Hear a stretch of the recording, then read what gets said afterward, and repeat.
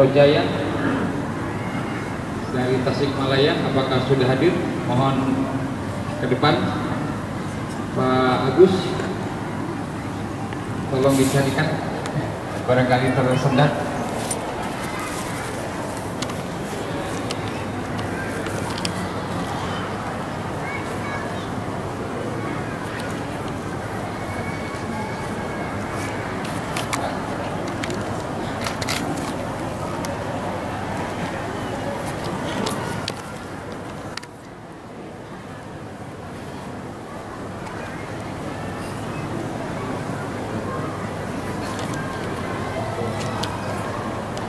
Baik, Bapak-Bapak, sambil menunggu barangkali terhambat perusahaannya, saya ingin sampaikan beberapa hal mengenai Masjid Raya Al-Jabar. Mungkin ini bisa dikatakan FAQ, Frequently Asked Questions. Nah, boleh nanya kok, nanti boleh nanya. Yang sering ditanyakan ada? Ya? Oh, lagi kesini. Oke, ditunggu Pak ya. Yang pertama, kapan Masjid Raya Al-Jabar ini dibangun? Masjid Raya Al-Jabar ini dibangun mulai 2017. Peletakan batu, peletakan peletakan saja lah. Peletakan batu pertamanya itu oleh Gubernur waktu itu Ahmad Heriawan dan wakilnya Deddy Mizwar. Nah, ini gara-gara Deddy Mizwar ini jadi peletakan gitu ya. Bapak Ustadz Rojaya kan? Oh, bukan. Baik, nanti dikawal ya. Jadi 2017 Bu, Pak ya, 2017 peletakan batu pertamanya. Dulu namanya bukan Al-Jabar, bukan Masjid Raya Al-Jabar, tapi Masjid Terapung Gede Bage. Kalau ibu bapak cari di Google itu Masjid Terapung, pasti ada masjid yang apung, mengambang di mana gitu ya. Maksudnya sini Gede Bage. Kemudian selesai 2022. Akhir diresmikan 30 Desember 2022 dan mulai dibuka masjid ini. Tolong diangkat mungkin ada Ustaz. 2022 1 Januari 2023 masjid ini dibuka untuk umum dan biasa bad news is good news. Yang viral itu apa Bu? Pak, TikTokan. Yang TikTokan itu ibu-ibu di samping Pak, di bawah ini bisa dilihat di bawah.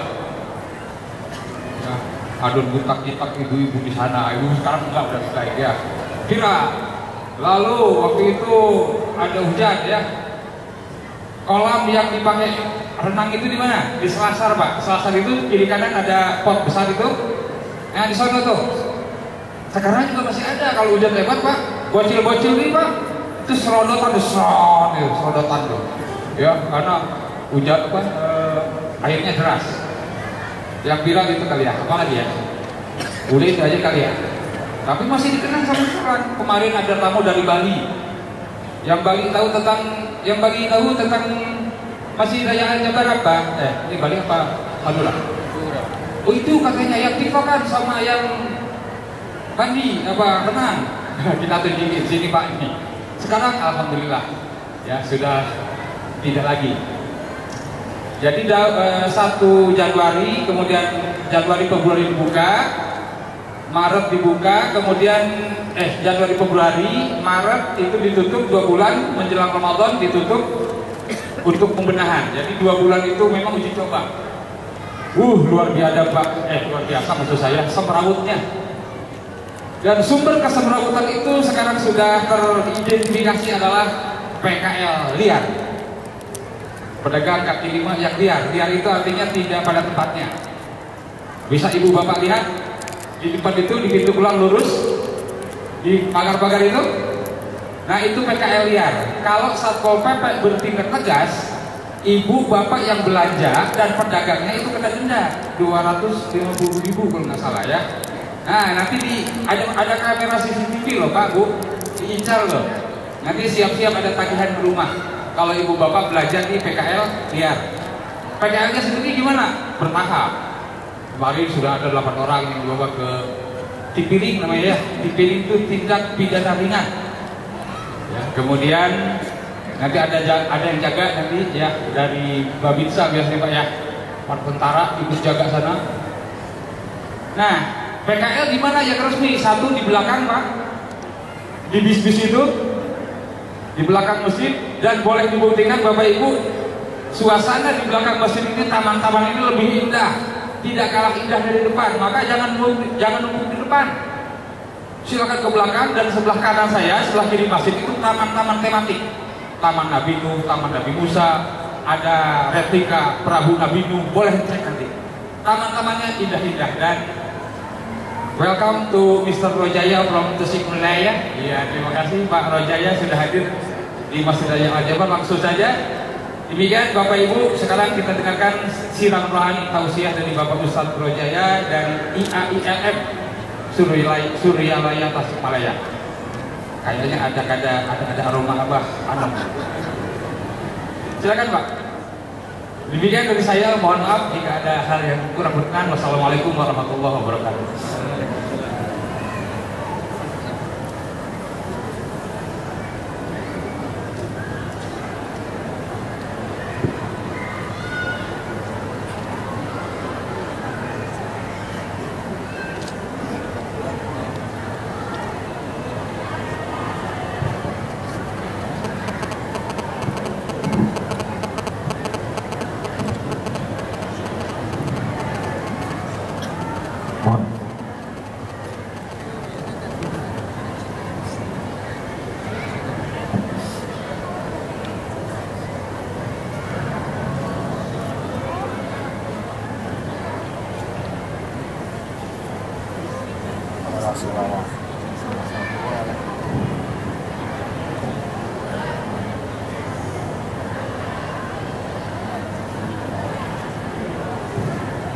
Assalamualaikum warahmatullahi wabarakatuh. Bismillahirrahmanirrahim. Alhamdulillahirabbil alamin. Wassalatu wassalamu ala asyrafil anbiya'i wal mursalin Sayyidina Maulana Muhammadin wa ala alihi wa sahbihi wa man tabi'ahu bi ihsanin ila yaumiddin, amma ba'du. Wa salli ala nabiyil hashimi Muhammad wa ala alihi wa sallam taslima. Hadirin yang berbahagia dan dimuliakan oleh Allah Subhanahu wa taala. Alhamdulillah pada hari ini saya bisa hadir di Masjid Al-Jabar. Kita nggak nyangka ini, dari perjalanan kita macet sekali Bang. Masya Allah. Kemarin juga baru datang dari Subang, Kabupaten Subang, Kota Subang, baru subuh sampai ke Bandung. Dan alhamdulillah pada hari ini kita bisa sama-sama berkumpul. Hadirin yang dimuliakan oleh Allah, pada kesempatan yang berbahagia ini saya akan membahas tentang 4 hal yang bisa mengantarkan seseorang dekat dengan Allah. Yang pertama adalah ilmu, yang kedua adalah zikir, yang ketiga adalah hikmah, dan yang keempat adalah sedekah. Yang pertama, ilmu. Seorang sahabat bertanya kepada Rasulullah SAW, "Ya Rasulullah, amalan apa yang paling utama?"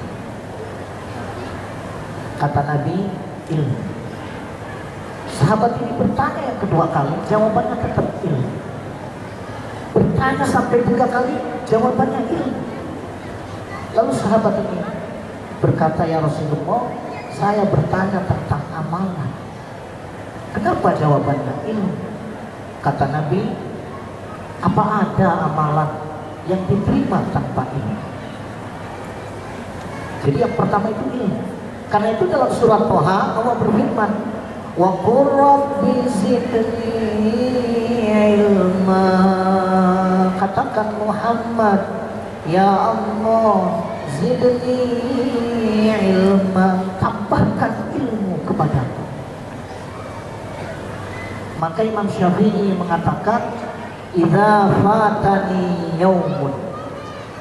Jika hari berlalu, walam astati' yadan, hari itu aku tidak menghasilkan karya, walam aktasib ilman, hari itu tidak mendapatkan ilmu, fama dzaka min umri, apa arti hidupku. Ini yang pertama, orang bisa dekat dengan Allah adalah dengan ilmu. Karena itu Islam sangat memperhatikan tentang pentingnya ilmu. Di dalam hadis-hadis Nabi misalnya diungkapkan, wa innal alima, sesungguhnya orang yang berilmu, yastaghfiru lahu man fis samawati wa man fil ardh, dimintakan ampun, didoakan oleh makhluk-makhluk yang ada di langit dan di bumi, hatta hitani fil bahri, sampai ikan-ikan yang ada di laut. Dan ada seorang kiai, dosen juga, usianya sudah sekitar 90 tahun, tapi semangat belajarnya masih tinggi. Masuk kuliah S3, sudah lulus. Saya tanya, kenapa usia sudah 90 tahun masih semangat untuk kuliah? Sekarang sudah doktor, S2-nya 2. Dia menjawab, saya ingin menjadi contoh dan teladan bagi anak cucu saya. Memang alhamdulillah anak-anaknya, cucu-cucunya itu banyak yang sudah jadi dokter. Itu semangat mencari ini. Nah, ini yang pertama. Jadi orang bisa dekat dengan Allah dengan ilmu. Karena itu orang-orang terdahulu begitu tinggi semangat belajar. Kakeknya Syekh Ibnu Taimiyah, kalau misalnya masuk WC, dia bayar orang lain bacakan bukunya dengan keras, supaya dia di dalam kamar mandi di WC itu mendengarkan pengetahuan yang dibaca. Bayangkan, dan orang yang baca itu dibayar. Ini luar biasa. Ada seorang ulama, dulu belum ada roti instan gitu ya, yang sudah dikemas tinggal kita makan. Jadi setiap kali dia mau bikin roti, dia berpikir berapa banyak waktu yang akan hilang kalau saya bikin roti. Dari mulai adonannya, tepungnya dicampur air panas, dijadikan adonan, dibentuk menjadi roti, kemudian dipanggang, dia akan menghabiskan sekian puluh menit waktu. Maka dia tidak mau. Apa yang dia lakukan? Dia duduk di depan meja, di atas kursi, dia buka buku, dia baca buku, lalu tepung terigunya dimasukkan ke dalam mulutnya, gula pasirnya, air panasnya, sehingga membuat rotinya itu sambil baca, sambil dimakan. Betapa etos belajar, semangat belajar itu sangat luar biasa. Ibnu Ruslan mengatakan, wa kullu man bi ghairi ilmin ya'malu a'maluhu mardudatu la tuqbalu. Siapa beramal tanpa ilmu, maka amalnya ditolak, tidak diterima. Maka pertama sekali supaya orang dekat dengan Allah, supaya hidupnya bahagia adalah ilmu. Kata Imam Syafi'i, man arada dunya fa'alaihi bil ilm, wa man arada al-akhirah fa'alaihi bil ilm, wa man arada huma fa'alaihi bil ilm. Siapa ingin kebahagiaan dunia harus tahu ilmu. Siapa yang menginginkan kebahagiaan akhirat harus tahu ilmu. Dan siapa yang menginginkan kebahagiaan dunia dan akhirat, dia juga harus tahu ilmu. Maka harus kita bangkitkan di dalam diri kita semangat untuk belajar, menghadiri majelis ilmu, membaca buku, mendengarkan YouTube dan lain sebagainya, supaya ilmu kita terus bertambah. Betapa berbahayanya orang tanpa ilmu. Diceritakan ada seekor beruang. Beruang ini kakinya tertusuk oleh kayu yang tajam. berdarah. Dia meraung-raung kesakitan. Kemudian datanglah seorang pemburu yang baik hati. Dia dekati beruang ini dengan penuh kasih sayang. Dicabutnya kayu yang tajam itu perlahan. Kemudian diobatinya luka beruang ini. Diikatnya luka kakinya dengan perban. Disobeknya kain, diikatnya, sehingga beruang ini merasa nyaman. Ketika sudah merasa nyaman, maka beruang ini ingin berterima kasih, membalas budi. Maka setiap kali kemanapun pemburu ini pergi, beruang ini mengikutinya. Sampai kemudian ketika pemburu itu tidur, beruang ini pun menjaganya. Ketika ada lalat hinggap, dikibas-kibaskannya tangan untuk mengusir lalat dari pemburu itu. Demikian namanya juga lalat, sudah diusir datang lagi. Akhirnya dengan semangat membalas budi, ketika lalat itu hinggap di hidup pemburu, ini diusir pakai tangan, datang lagi. Diambilnya batu besar, diangkatnya dan dihantamkannya ke lalat itu. Lalatnya terbang, pemburunya yang mati. Ini karena dia punya semangat, tetapi tidak didasari dengan ilmu. Bukan hanya tidak diterima, tapi bahkan kadang mendatangkan bumerang, mendatangkan efek yang tidak baik. Nah, ini yang pertama adalah ilmu.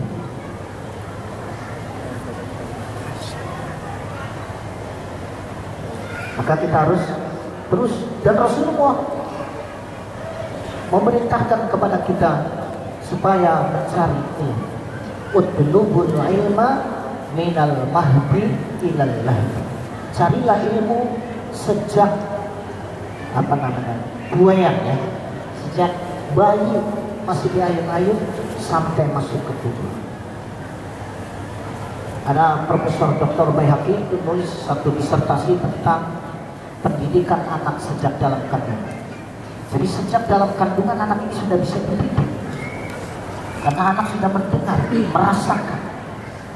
Ketika ibunya mau baca Quran, dia pegang perutnya itu yang sedang hamil, kemudian dia bilang, "Nak, ibu mau baca Quran, dengarkan ya." Nah, ini anak itu sudah mendengar, merespon. Terutama ketika usia 4 bulan usia kandungan, ketika ruh sudah ditiupkan. Dan ketika seorang bayi dalam kandungan sudah sering dibacakan Quran, maka anak itu sudah terbiasa dengan Quran, sudah mendengarkan, nanti akan mudah dalam menghafal Al-Quran. Demikian juga dengan kalau sering diperdengarkan lagu-lagu, maka akan mudah menghafal lagu-lagu yang seperti itu. Nah, ini yang pertama. Kemudian yang kedua, supaya dekat dengan Allah adalah dengan zikir.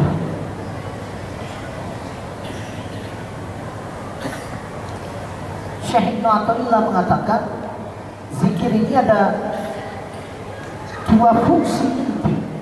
Yang pertama adalah narun, api yang membakar. Kemudian yang kedua adalah nur, cahaya. Apa yang dimaksud dengan narun?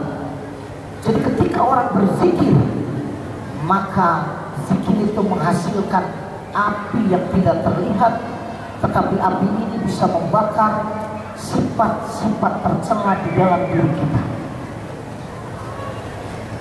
Di dalam diri kita ada sifat sombong, bakhil, hasud, dan berbagai sifat yang tidak baik lain. Nah, dengan zikir, sifat-sifat itu dibakar sehingga berkurang sampai hilang sifat yang tidak baik.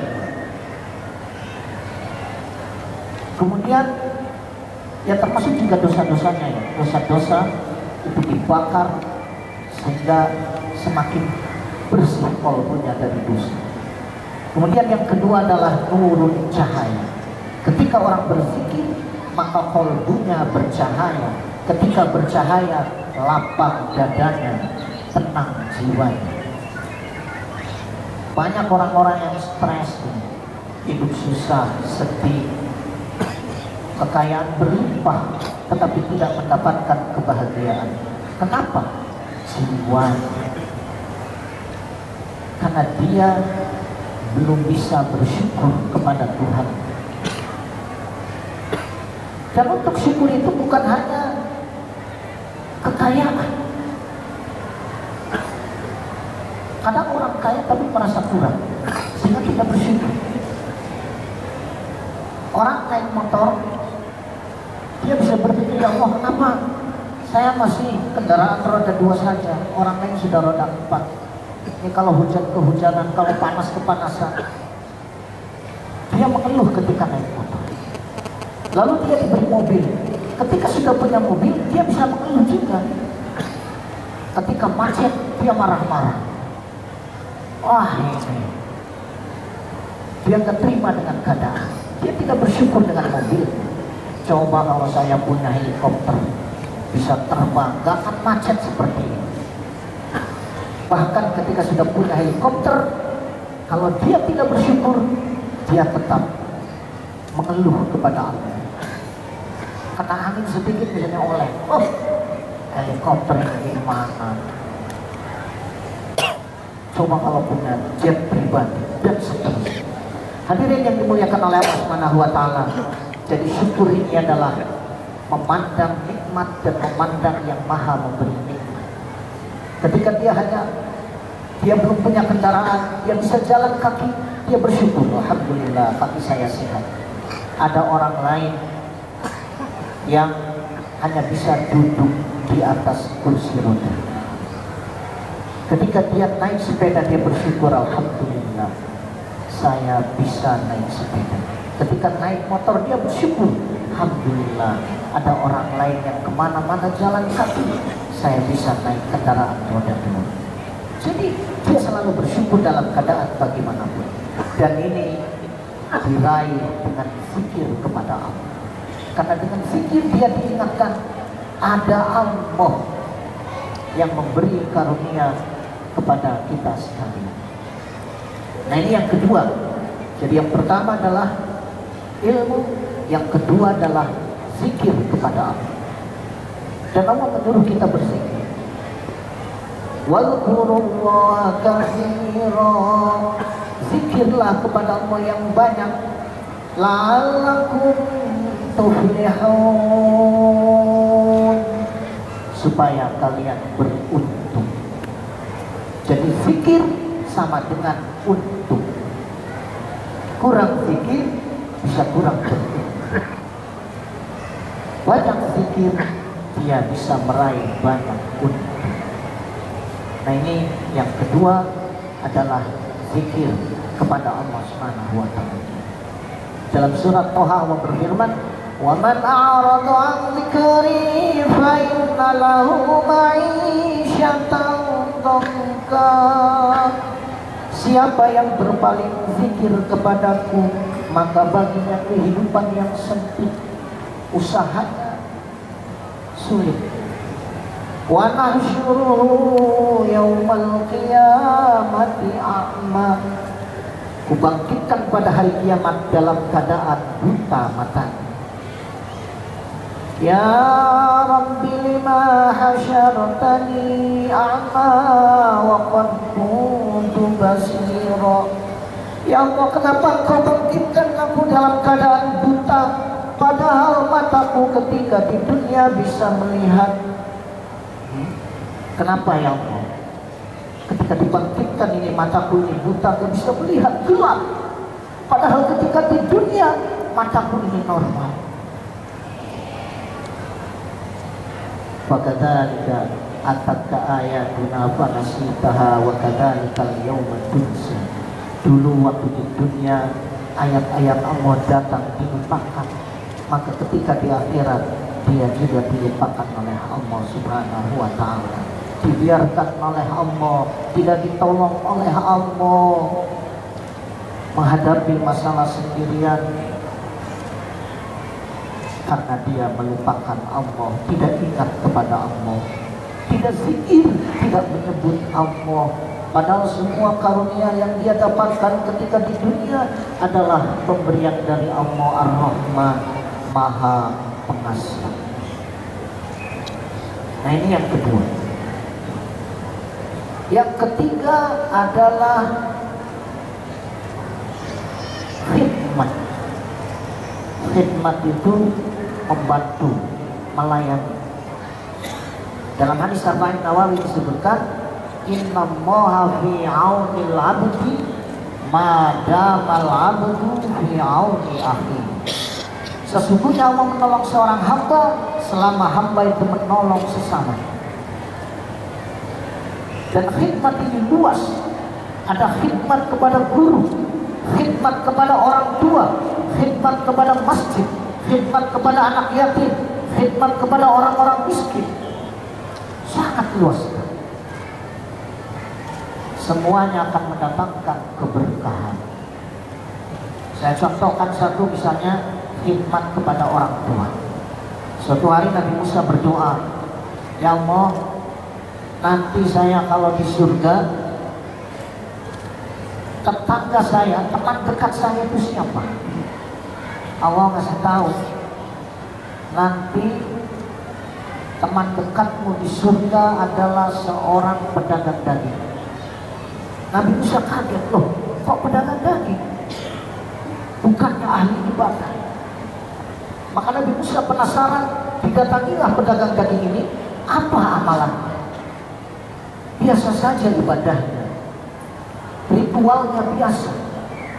Nabi Musa penasaran, apa istimewanya pedagang daging ini? Ternyata pedagang daging ini memiliki seorang ibu yang sudah lanjut usia, tidak bisa bergerak. Kalau sekarang mungkin stroke ya, stroke. Ibu ini tidak bisa menggerakkan tangannya untuk makan. Maka ketika waktu makan, pedagang daging sebagai anaknya ini menyuapinya dengan penuh kasih sayang. Ketika waktu mandi, dibersihkannya badan ibunya, dilapnya dengan penuh kasih sayang, dimandikannya ibunya dengan penuh kasih sayang. Bahkan ketika ibunya ingin berjalan kemana-mana, digendongnya ibunya ini. Nabi Musa melihat, sepertinya ini amalan istimewa, hikmahnya kepada ibu. Lalu ibunya seringkali menggetarkan lidahnya, lisannya itu, bibirnya bergetar. Kemudian Nabi Musa penasaran, apa yang dikatakan oleh ibu dari pedagang tadi. Ternyata ibunya berbisik kepada Allah, ya Allah, jadikan anakku yang berbakti ini tetangga Nabi Musa nanti di surga. Karena itu dalam hadis qudsi Allah berfirman kepada Nabi Musa alaihissalam, ya Musa, wahai Nabi Musa, man waqqara walidayhi, siapa yang berbakti kepada kedua orang tuanya, berbuat baik kepada kedua orang tuanya, melayani orang tuanya dengan penuh kasih sayang, madadtu fi umrihi, akan kupanjangkan usia, barokah hidup, wa wahabtu lahu waladan yuwaqqiruhu, akan kuberi kepadanya anak-anak keturunan yang juga berbakti kepadanya. Wa man aqra walidayhi, sebaliknya siapa yang durhaka kepada kedua orang tuanya, menyakiti orang tuanya, qasartu bi umrihi, kupendekkan usianya, kucabut berkah hidupnya, wa wahabtu lahu waladan ya'uquhu, akan kuberi kepadanya anak-anak yang juga durhaka kepadanya. Ini yang ketiga, hikmah. Terakhir, karena kalau dipanjang luas ya jadi panjang, ini terakhir adalah sedekah. Sedekah supaya orang dekat dengan Allah, supaya orang diridhoi oleh Allah. Pertama dengan ilmu, yang kedua dengan apa tadi? Zikir, yang ketiga hikmah. Yang keempat adalah sedekah. Kata Nabi, as-shadaqatu syai'un ajib. Sedekah itu sesuatu yang menakjubkan. Pernah waktu itu kakak saya, kakak ipar, sudah sakit keras, berat, berobat terus ke dokter, dan sebagai pendamping ikhtiar batin, saya menganjurkan untuk sedekah tiap hari Jumat. Tiap hari Jumat bikin nasi, nyembelih ayam dan sebagainya, dibagikan tiap hari Jumat. Karena ada hadis riwayat Baihaqi, dawu maradakum bisadaqah, obati penyakit kalian dengan sedekah. Saya anjurkan dan itu dilakukan tiap hari Jumat. Pengobatan medis kita, dokter dan lain sebagainya. Tapi ini ikhtiar batin. Setelah sekian bulan, kakak saya meninggal dunia. Saya kaget, loh, kata Nabi sedekah itu bisa mengobati penyakit. Kenapa ini tetap meninggal? Maka saya cari hadis-hadis lain. Ternyata diantara barokah sedekah juga adalah yang mitatassu, menghalangi kematian tragis, su'ul khatimah. Maka saya tanya kepada kakak saya, itu waktu meninggal kakak saya gimana? Alhamdulillah, meninggal dengan husnul khatimah. Kalau begitu tidak masalah. Mungkin sedekahnya yang dia lakukan tiap hari Jumat mendatangkan barokah berupa wafat dengan husnul khatimah. Jadi pasti sedekah itu pasti mendatangkan kebaikan. Kata Al-Hikmah, anfiq ma fil jaibi, sedekahkan yang ada di kantong, di dompet, di ATM. Ya jangan semua, sedekahkan sebagian saja.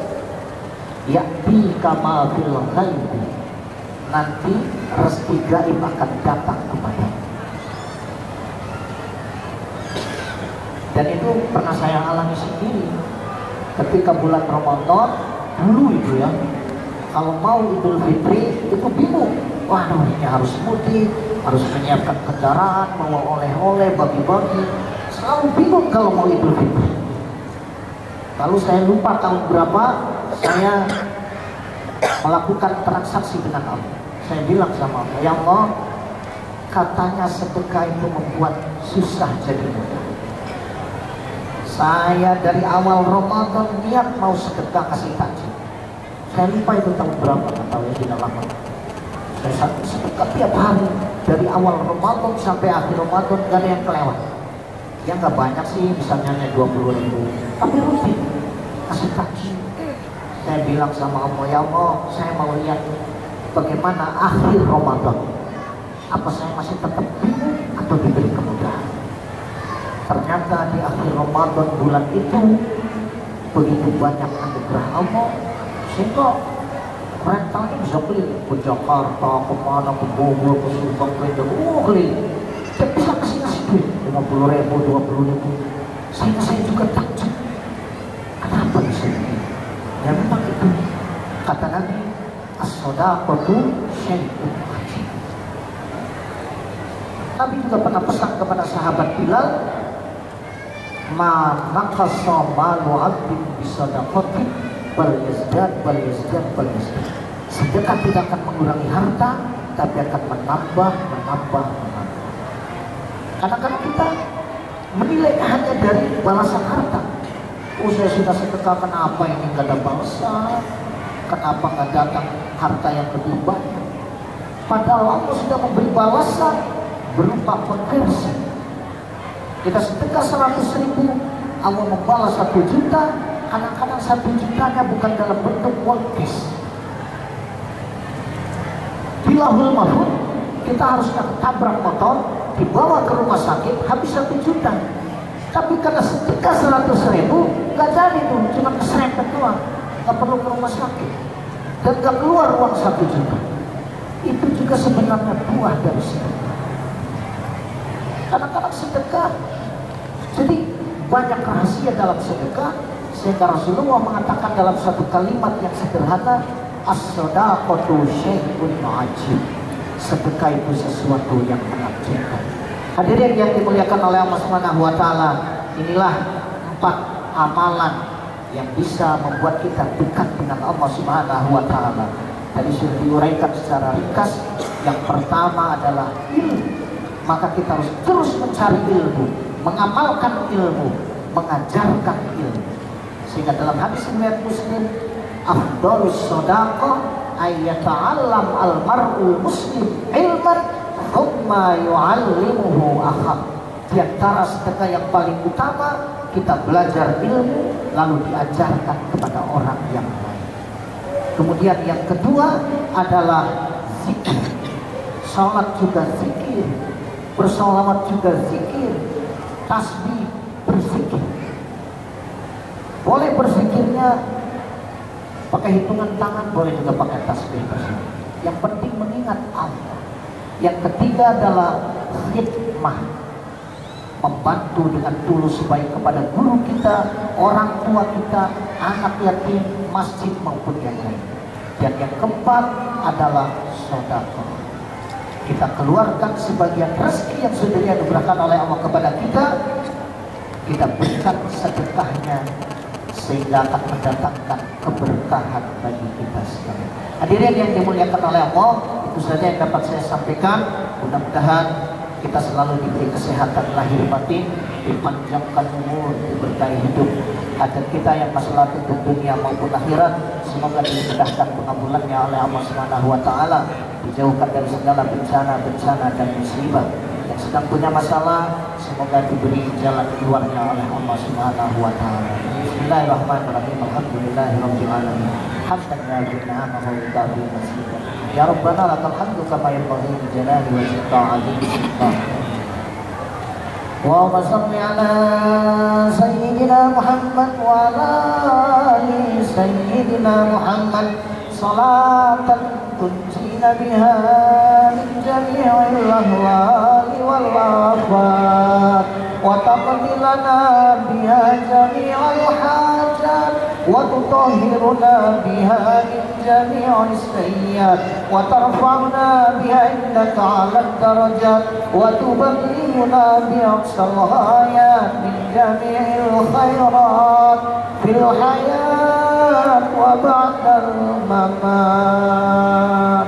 Rabbana atina fid dunya hasanah wa fil akhirati hasanah wa qina adzabannar. Rabbana hab lana min azwajina wa dhurriyyatina qurrata a'yun waj'alna lil muttaqina imama. Subhana rabbika rabbil izzati amma yasifun wa salamun 'alal mursalin walhamdulillahi rabbil alamin. Al-Fatihah.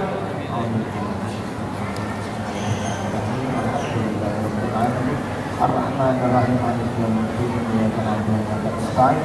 Ihdinas siratal mustaqim. Siratal ladzina an'amta 'alaihim ghairil maghdubi 'alaihim waladdallin. Terima kasih atas segala perhatian. Mohon maaf atas segala kekurangan. Assalamualaikum warahmatullahi wabarakatuh.